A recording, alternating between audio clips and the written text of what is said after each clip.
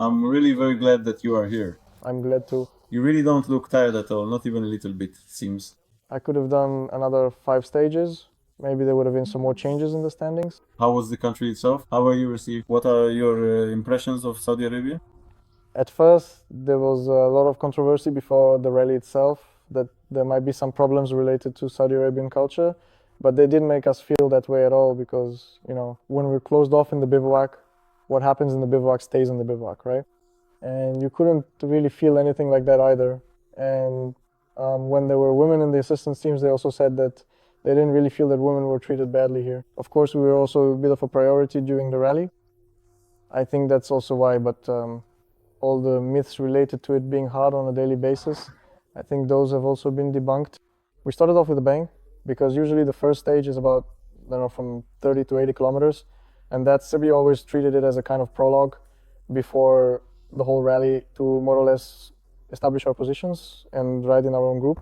But here the first stage was immediately something like 360 kilometers with even more liaison sections, so 750 on the first day. So we really started off pretty strong, but because of that, the positions couldn't really settle since we were driving in heavy dust for a lot of kilometers. So it just wasn't possible to break through to the position you'd ultimately want to be in.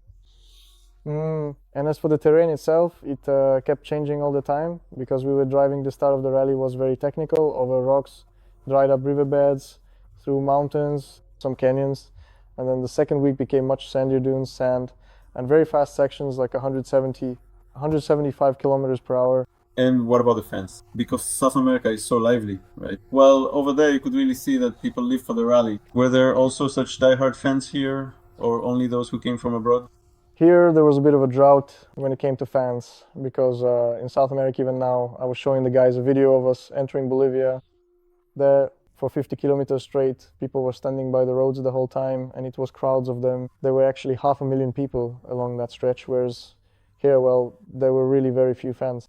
A small group of fans from Kielce came to see me, Polish supporters, and later at the bivouac, all the Poles were asking who had actually come and who would even want to make the trip, and it turned out they were the ones standing there with Polish flags at the stages. Well, that's pretty cool, right? Especially since for the whole stage, we were really riding with desert animals. Sometimes there were even 2 camels on the route, and then suddenly a Polish flag appears, and that was really awesome.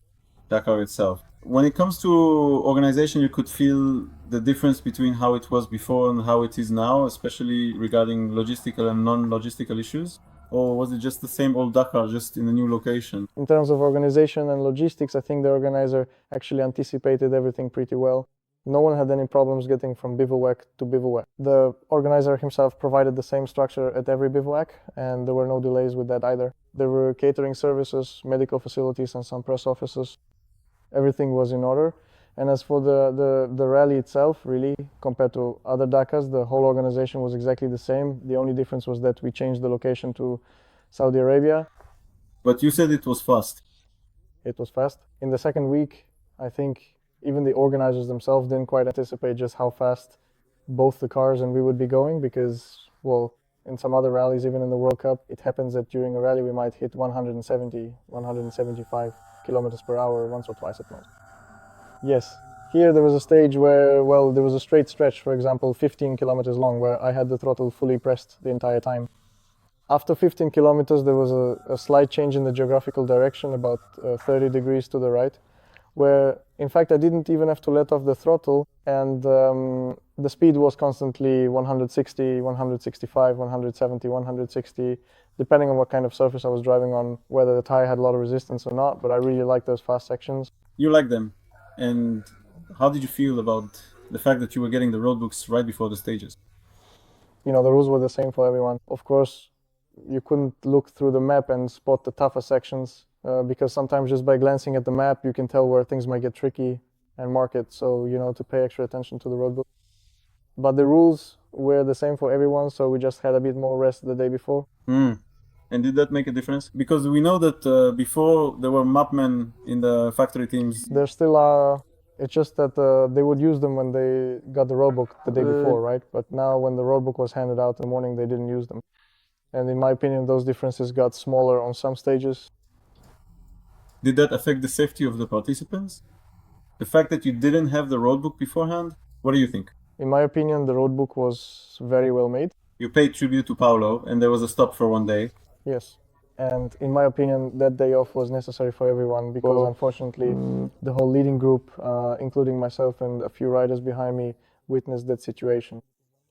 I saw this situation when they were resuscitating Paulo, and Toby was there. Sitting was clearly devastated. You could see it.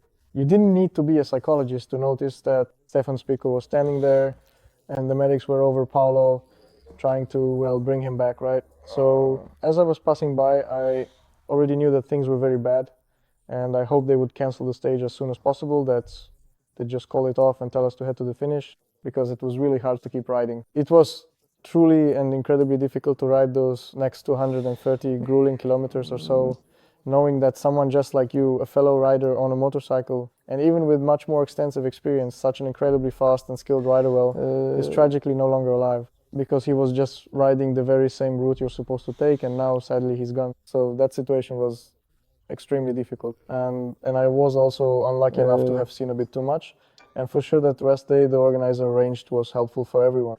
I know that all of you live together at the bivouac. You could feel the tension at Honda when Brabec was riding, and we know that last year he was already about to win, but the engine had already...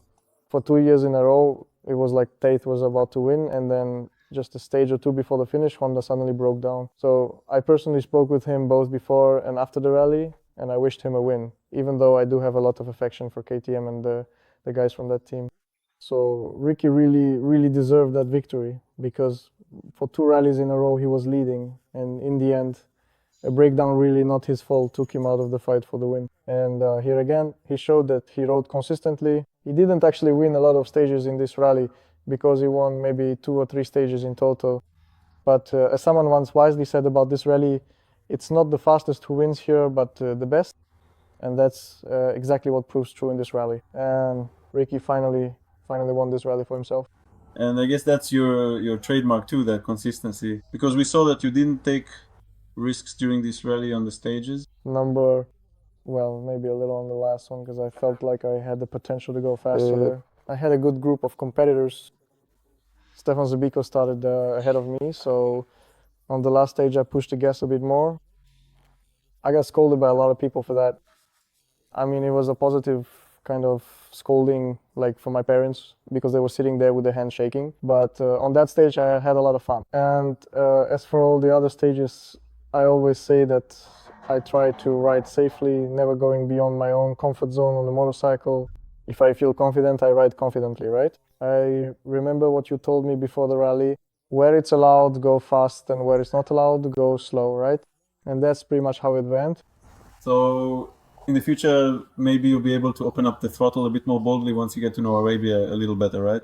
Well, listen, I'm an athlete, and I have my own ambitions too. I wouldn't want to finish another Dakar in 17th place again. I'd really like to move up a bit in the rankings. Now, in 2 months, there's Abu Dhabi, and right after Abu Dhabi, we actually stay in the Emirates for Baja, Dubai.